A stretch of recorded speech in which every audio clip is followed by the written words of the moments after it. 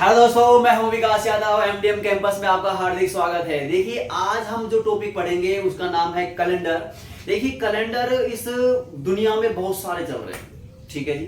तो कैलेंडर जैसे विक्रम संवत हुआ करता था, शक संवत चल रहा है, ठीक है। बहुत सारे कैलेंडर इस दुनिया में चल रहे हैं, लेकिन जो फेमस हुआ, जो वैज्ञानिक जो रूप मिला है, वो मिला है रोमन कैलेंडर को। और ये रोम के 13वें पोप थे, ठीक है, जिसका नाम था ग्रेगरी। और जिस ग्रेगरी के नाम पर ही इसको हम ग्रिगोरियन कैलेंडर के नाम से भी जाना जाता है। कैलेंडर की साधारण वर्ष क्या होता है? सबसे पहले हम पढ़ेंगे साधारण वर्ष। तो साधारण वर्ष किसे कहेंगे? जिस वर्ष में 4 का पूरा पूरा भाग नहीं जाए, जिस वर्ष में 4 का पूरा पूरा भाग नहीं जाए उसे क्या कहते हैं? हम साधारण वर्ष कहते हैं, ठीक है जी। एक साधारण वर्ष में 365 दिन, 5 घंटे 48 मिनट और 45.51 सेकंड का समय होता है। इस समय को लगभग 6 घंटे के बराबर माना गया। कितने घंटे के बराबर माना गया? 6 घंटे के बराबर माना गया। अब ये 6 घंटे एक दिन का कितना भाग होता है? तो 1/6 चौके 24, 1/4 भाग होता है। तो आप ये कह सकते हो कि एक साधारण वर्ष में 365 सही 1/4 दिन होते हैं, ठीक है जी। दूसरा होता है लीप वर्ष। लीप वर्ष किसे कहते हैं? लीप वर्ष वो होता है जिसमें 4 का पूरा पूरा भाग चला जाए, वह लीप वर्ष कहलाता है। जिस वर्ष में 4 का पूरा पूरा भाग चला जाए उसे क्या कहेंगे? हम लीप वर्ष कहते हैं। एक लीप वर्ष को अधि वर्ष के नाम से भी जाना जाता है, क्योंकि लीप वर्ष में फरवरी जो आएगी वो 29 की हो जाएगी, तो एक दिन बढ़ जाता है, इसलिए लीप वर्ष को अधि वर्ष के नाम से भी जाना जाता है। अब देखिए, 4 से भाजकता का नियम क्या कहता है? भी जिस संख्या के अंतिम 2 अंकों में 4 का पूरा पूरा भाग चला जाए वह एक 4 से पूर्ण भाज्य होती है। इधर देखिए, सबको में देखिए ये संख्या 4 से पूर्ण भाज्य है क्या? तो हम पूरी संख्या में 4 का भाग लगा के नहीं देखेंगे, आपको अंतिम 2 अंकों में 4 का भाग लगा के देखिए। अंतिम 2 अंक कितने हैं? 12। 12 में क्या 4 का भाग जाता है, इसलिए 2012 एक लीप वर्ष होगा। और लीप वर्ष जो होता है वो 4 साल के बाद आता है। एक लीप वर्ष में 366 दिन होते हैं। कितने दिन होते हैं? 366 दिन होते हैं। लीप वर्ष 4 साल के बाद आता है, जैसे 2004 लीप वर्ष होगा, 2008 होगा, 2012 होगा, 2016 होगा। तो लीप वर्ष जो आएगा वो 4 साल के बाद आएगा, ठीक है जी। 100 सालों में लीप वर्ष की संख्या 24 भी हो सकती है और 25 भी हो सकती है, लेकिन 400 सालों में लीप वर्ष की संख्या 97 होती है। कितनी होती है जी? 97 होती है। इधर देखिए,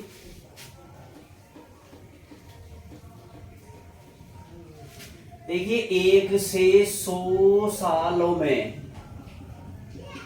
लीप वर्ष, 1 से 100 सालों में लीप वर्ष की संख्या कितनी होगी? 24 होगी। 101 से और 200 सालों में लीप वर्ष की संख्या भी कितनी होगी? 24 होगी। 201 से 300 सालों तक लीप वर्ष की संख्या कितनी होगी? 24 होगी। और 301 से 400 सालों में लीप वर्ष की संख्या कितनी होगी? 25 होती है। कितनी होती है? 25। लेकिन 400 सालों में लीप वर्ष की संख्या कितनी होगी? 97 होती है। कितनी होती है जी? 97 होती है, ठीक है जी। देखिए, ये जब क्वेश्चन पूछा जाएगा तो आपसे एग्जाम में स्लॉट में पूछेगा कि 24 होगा या 25 होगा। आपसे कहेगा कि प्रथम 100 सालों में लीप वर्ष की संख्या कितनी होगी, तो आप कहोगे 24 होती है, क्योंकि 1 से लेके 100 साल की वो बात कर रहा है। वरना पूछेगा तो 301 से लेके 400 तक स्लॉट में पूछेगा, इसमें लीप वर्ष की संख्या कितनी होगी, तो 301 से लेके 400 तक लीप वर्ष की संख्या कितनी होती है? 400 सालों में 25 होती है। कितनी होती है? 25 होती है। इसकी चीज का ध्यान रखना है, ठीक है जी।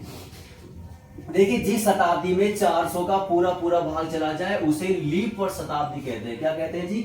400 का पूरा पूरा भाग चला जाए वह लीप वर्ष शताब्दी कहलाता है। और ये चीज ध्यान रखनी है कि शताब्दी में हमेशा आपको 4 का भाग नहीं देना, बल्कि कितने का भाग लगाओगे? 400 का भाग लगाओगे। अब इसके पीछे भी एक फैक्ट होता है कि ऐसा नहीं कि हमने ऐसे लगा दिया कि 400 का भाग क्यों लगाया जाता है। इधर देखिए, आप देखिए, शताब्दी आपकी ऐसे चलती रही। पहले आपकी 1 जनवरी 1 एडी से कैलेंडर आपका स्टार्ट हुआ, तो सबसे पहले आपकी 100 शताब्दी कंप्लीट हो गई। इसके बाद 200 शताब्दी पूरी हुई, फिर 300 शताब्दी हो गई, फिर 400 शताब्दी कंप्लीट हो गई। इसके बाद फिर 500 शताब्दी कंप्लीट हो गई, 600, फिर 700, फिर 800, फिर ऐसे ही 900 शताब्दी, फिर 1000, फिर 1100 और फिर 1200। इसके बाद 1300, फिर 1400, फिर 1500 और फिर 1600, फिर 1700, फिर 1800, फिर 1900 और फिर 2000 तक शताब्दी आपकी कंप्लीट हो गई। इसके बाद कहां तक चलेगा कैलेंडर, फिर ऐसे 2100 शताब्दी एक दिन कंप्लीट हो जाएगी, फिर 2200 हो जाएगी, फिर 2300 हो जाएगी, फिर आपकी 2400 शताब्दी कंप्लीट हो जाएगी। तो हमेशा ध्यान रखना जिस वर्ष के अंत में 2 या 2 से अधिक जीरो हो तो वहां पर आप 400 का भाग लगाओगे, क्योंकि वहां पर क्या होगी, शताब्दी होगी। अब इधर देखिए, क्योंकि अभी आपको बताया था कि एक साधारण वर्ष में 365 दिन 5 घंटे 48 मिनट और 45.51 सेकंड होती है। अब देखिए आपने उस लगभग 6 घंटे के बराबर माना था, तो आप मुझे एक बात बताइए, आपने लगभग, क्योंकि 5 घंटे 48 मिनट का समय आपने लिया था भाई, 5 घंटे 48 मिनट, इसको आपने कितना माना था, 6 घंटे के लगभग बराबर माना था। अब एक बात मुझे बताइए, अगर 48 मिनट और कुछ सेकंड थी, अगर आप इसको 49 मिनट भी मान ले तो आप 6 घंटे में 11 मिनट आपने एक्स्ट्रा टाइम ले लिया। कितना टाइम ले लिया, 11 मिनट का टाइम आपने एक्स्ट्रा लिया है। अब आप मुझे बताइए, एक साल में आप 11 मिनट एक्स्ट्रा ले रहे हो, तो 400 सालों में कितना एक्स्ट्रा ले लोगे, तो 400 गुना में 11 करोगे, इसका मतलब कितना आ जाएगा, 4400 मिनट आपने एक्स्ट्रा ले लिया।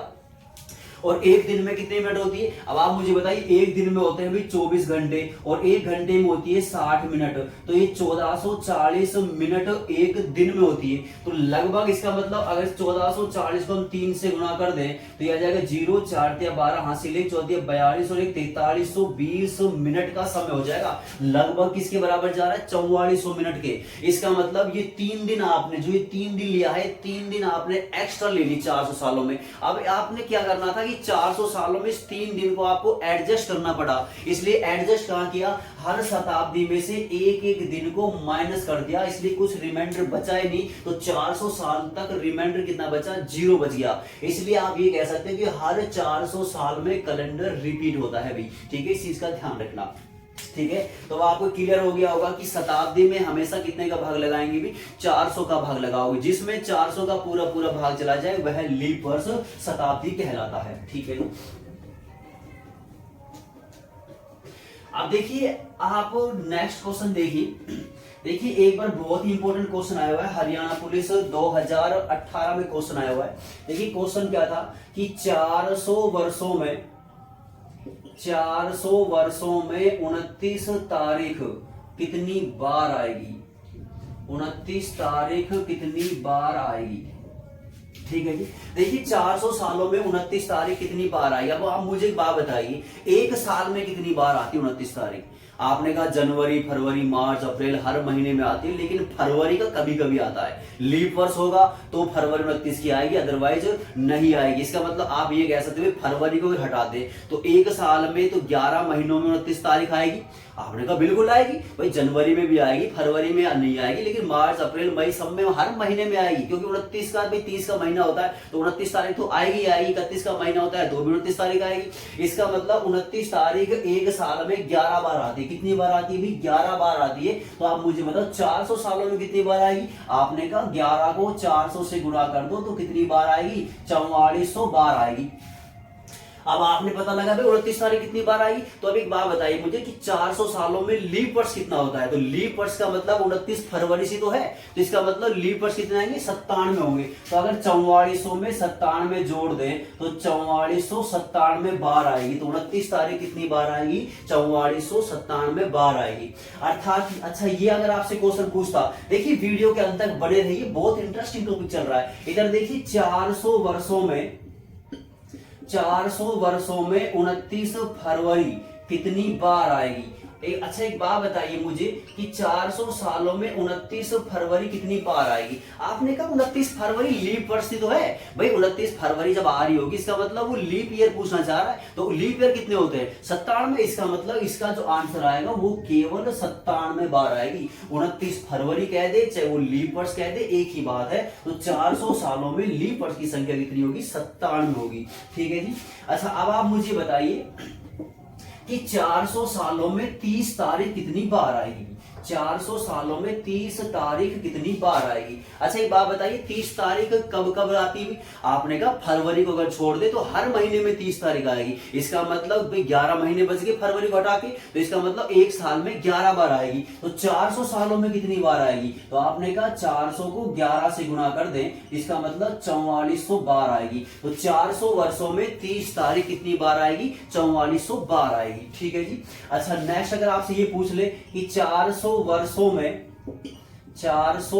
में 31 तारीख कितनी बार आएगी, बताइए इसका आंसर कितना आएगा। तो 400 वर्षों में 31 तारीख कितनी बार आएगी। देखिए अब आपको पहले ये पता करना है कि 31 जो दिन होते हैं वो किस किस महीने में होते हैं। देखिए जनवरी में 31 दिन होते हैं, इसके बाद आपने पता लगा भाई जनवरी के बाद मार्च में होता है, मार्च के बाद फिर मई में होता है, मई के बाद किस में होगा? जुलाई और अगस्त दोनों महीनों में आपके 31 के होंगे। ठीक है जी।